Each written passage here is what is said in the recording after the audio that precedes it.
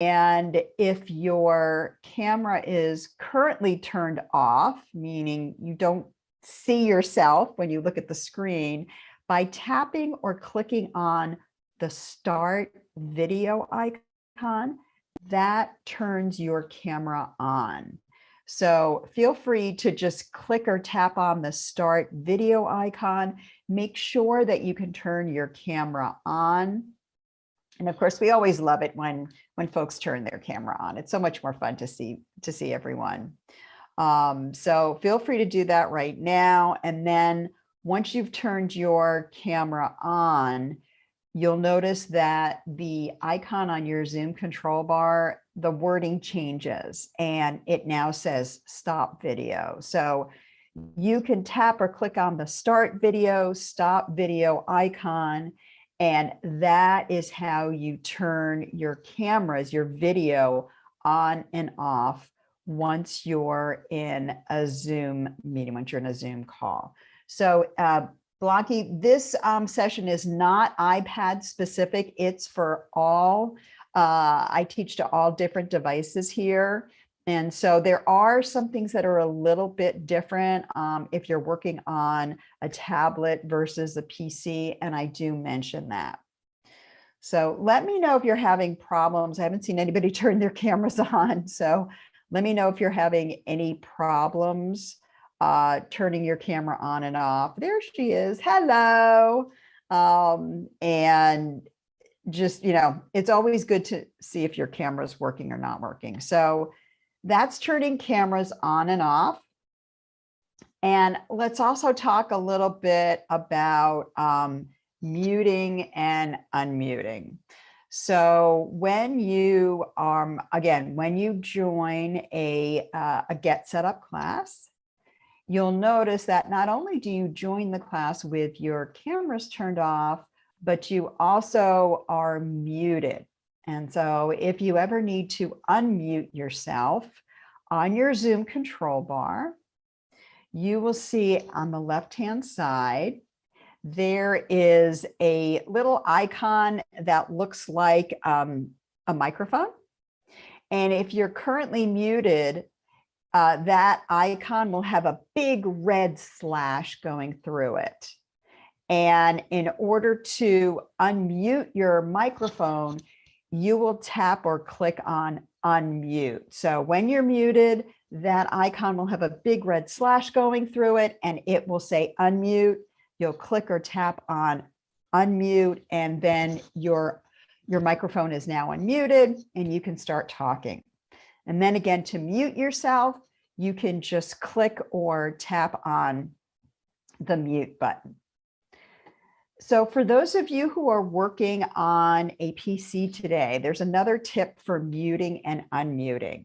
Once you are muted, if you press and hold down on the space bar of your keyboard, when you press and hold down on the space bar, that will temporarily unmute you. So if you're muted and you have an external, you have a keyboard on your device, if you press and hold down on the space bar, as long as you're pressing that space bar, you will be unmuted. And then as soon as you release the space bar, you're back to being on mute. So just another tip, if you have access to a keyboard, pressing and holding the space bar is another way to mute and unmute yourself. So, we always are trying to figure out, oh, where's the mute? Oh, I have to unmute. Just practice holding, pressing and holding the space bar. And then when you release, you'll see that you're back to mute. So again, another tip, a faster way maybe of muting and unmuting yourself, your audio. And so we've covered cameras, videos, we've covered our audio. And this always leads me to my Zoom etiquette tips. So I have two of them.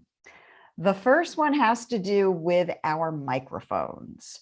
So when you join a Zoom meeting, and I'm not talking about if you're on a Zoom meeting with friends and family, that's different. I'm talking about more, like a classroom like this, joining a more organized, if you will, meeting with others. It's always a good practice to keep yourself muted when you're not speaking. And this is because our microphones are really sensitive and they pick up all kinds of background noise.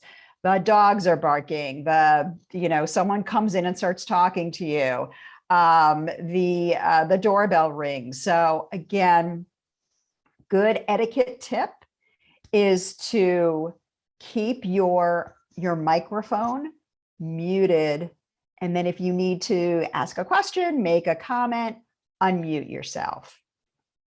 So that's has to do with etiquette for our audio. The second etiquette tip I have has to do with our cameras.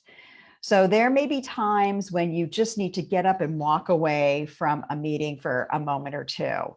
And again, another good practice when you need to do that is to tap or click on the stop video icon.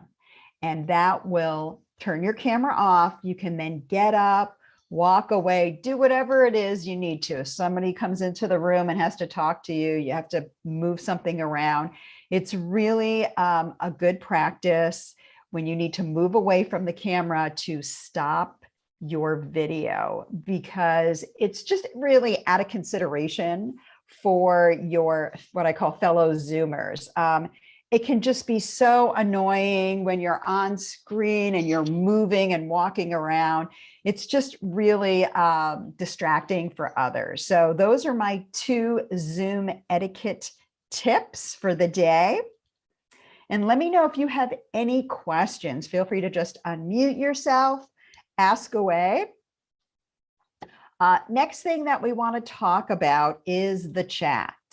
So you may be in a Zoom meeting and the host may say, folks, if you have any questions or comments, please put them into the chat.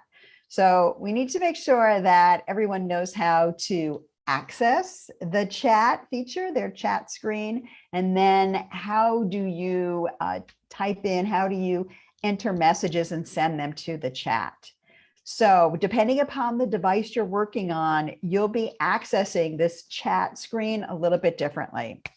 For folks who are working on a smartphone or a tablet, an iPad, Android tablet, what you'll do is on your Zoom control bar, whether it's at the top or at the bottom of your screen, you'll see on the far right-hand side of the Zoom control bar, excuse me, there is an icon. There's a button that has 3 horizontal dots and it says more underneath